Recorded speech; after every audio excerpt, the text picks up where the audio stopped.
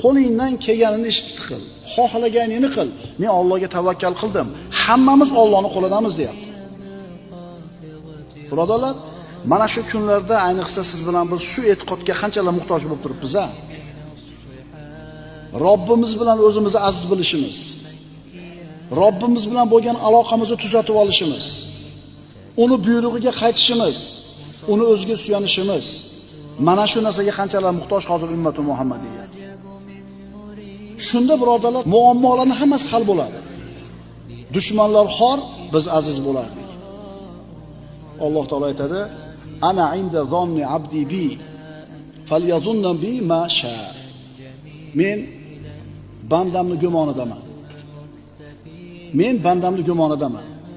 Bas, men haqimda deydi Alloh, xohlagan gumonini qilsin. Alloh meni qo'llaydi.